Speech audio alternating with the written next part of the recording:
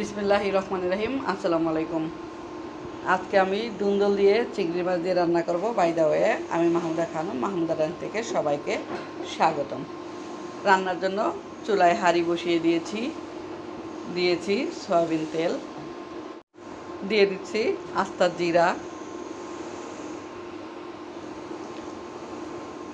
দিয়ে দিচ্ছি পেঁয়াজ গোল্ডেন ব্রাউন করে ভেজে নিব।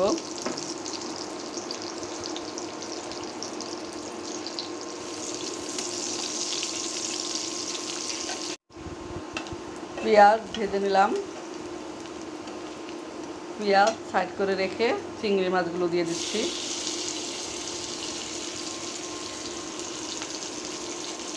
চিংড়ি মাছ ভেজে নিচ্ছি, একটু ফ্লেভার বের হবে ভেজে নিলে, তাই জন্য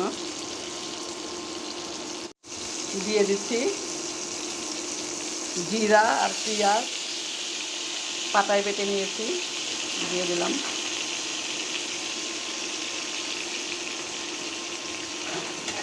একদমই কম মশলা দিয়ে রান্নাটা করব। দিয়ে দিচ্ছি 1 চিমটি হলুদের গুঁড়া আর 1 চিমটি মরিচের গুঁড়া, আর দিয়ে দিচ্ছি ধনিয়া গুঁড়া, দিয়ে দিচ্ছি স্বাদ মতো লবণ।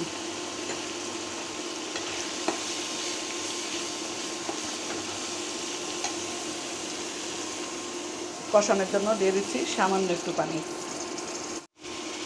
চিংড়ি মাছ হতে খুবই কম সময় লাগে, 2-3 মিনিট কষিয়ে নিলাম। এ পর্যায়ে দিয়ে দিচ্ছি কেটে রাখা ধুন্দলগুলো, দিয়ে দিচ্ছি কাঁচামরিচ, আর দিয়ে দিচ্ছি সামান্য পানি। এই পানিটাতেই কষিয়ে রান্না করব, আলাদা করে আর পানি দিব না। নেড়ে চেড়ে ঢাকনা দিয়ে ঢেকে দেব।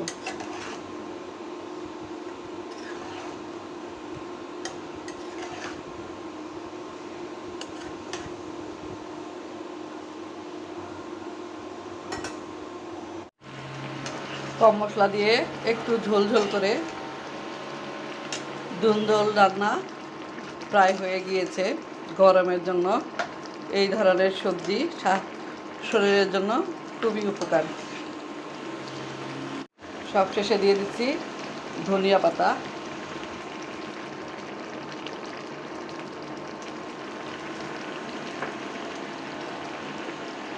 আর 1 মিনিট রান্না করব। চিংড়ি মাছ দিয়ে দুন্দল দিয়ে রান্না অলমোস্ট ডান। সবাই ভালো থাকবেন, সুস্থ থাকবেন। ফিরে আসবো নতুন কোনো রেসিপি দিয়ে। আল্লাহ হাফেজ, আসসালামু আলাইকুম। দুন্দল দিয়ে চিংড়ি মাছ দিয়ে রান্না করেছি, আলু সিমেদানা দিয়ে শুটকি রান্না করেছি, আম দিয়ে ডাল রান্না করেছি, আর সাথে আছে সাদা ভাত।